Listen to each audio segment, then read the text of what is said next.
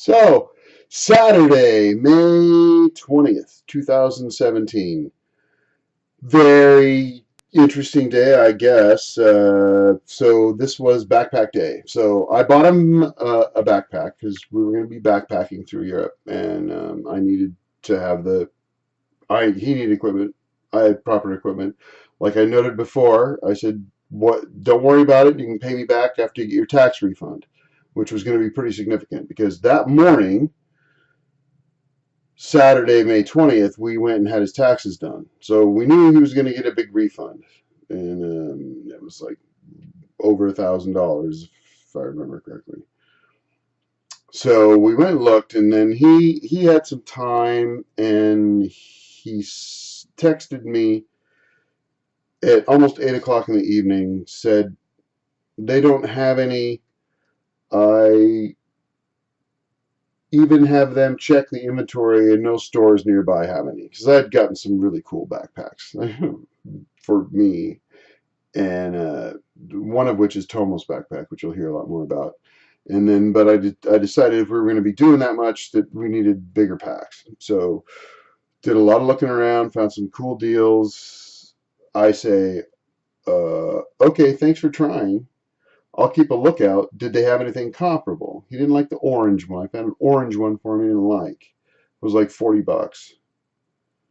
I said, I can check Big Five too. He says, pretty much the exact same stuff as at the Nampa store. They had a lot less clearance, like 2 bags that were tiny. Because we were all, you get into liters and how big these bags are, it's very, very complicated about backpacks, and you wouldn't believe me. You wouldn't believe it, but it is very complicated. And what they can do, what they can carry, adjustable stuff, which is going to be important when we get to Frankfurt.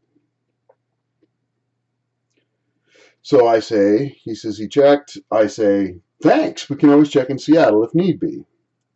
Yep. Enjoy laundry and packing. Thanks. Okay, so we can't get together on Saturday night because he's got to pack and do laundry and get ready for the trip.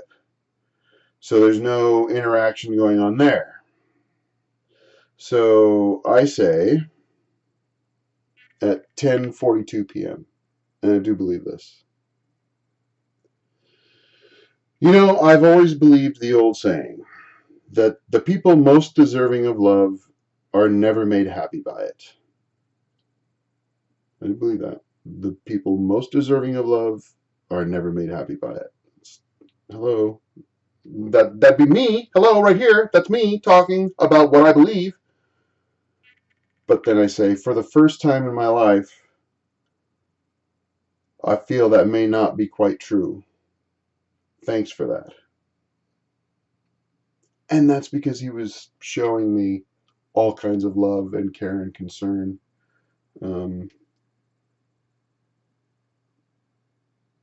We next talk on Sunday morning.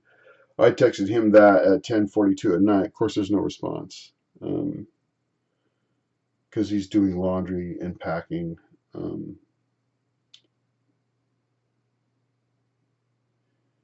I think back on that,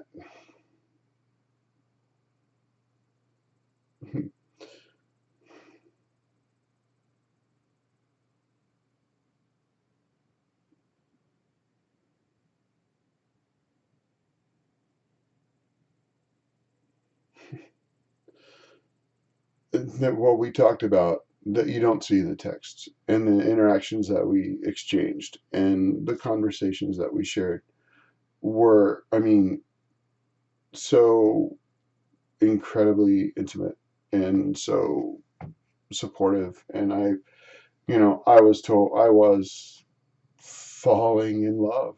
I was completely falling in love.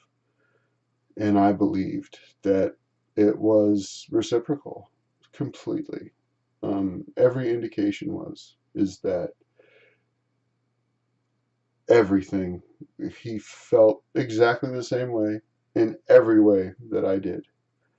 But he was just coming out of a relationship of 5 years, and didn't want to move too fast. And I understood that.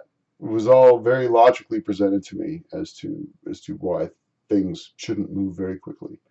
And I became very patient. I was completely patient and ready to be as patient as I needed to be because I knew that there was something going on. The starshine factor, the whatever thing, which we'll get into. We started having the whatever thing, which was I still can't explain it to this day.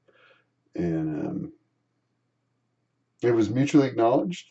So I don't think it was anything that was outside of the realm of reality, but I will get into that and share that with you as well. Bam, bam, bam, bam. So things are coming together. We're moving, moving, moving, buying stuff to take the trip and getting ready to go.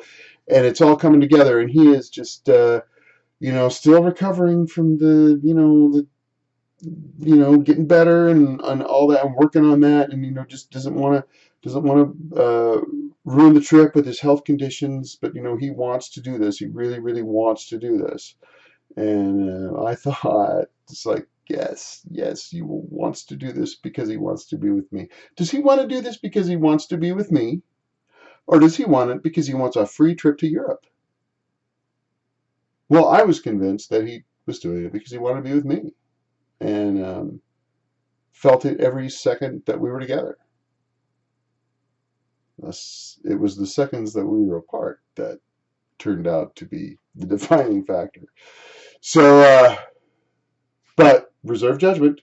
Everybody reserve judgment until the whole story's been told.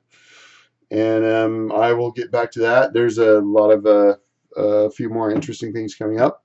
That was another lonely Saturday night for me, but uh,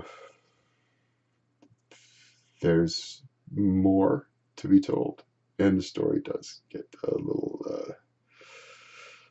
gets more complicated and interesting. So thanks for being on this journey with me, and when you read the book, it'll be even more mind-blowing, or see the movie, The Joey Casper Story. The Joey Casper Story. Okay, thanks a lot. See you tomorrow.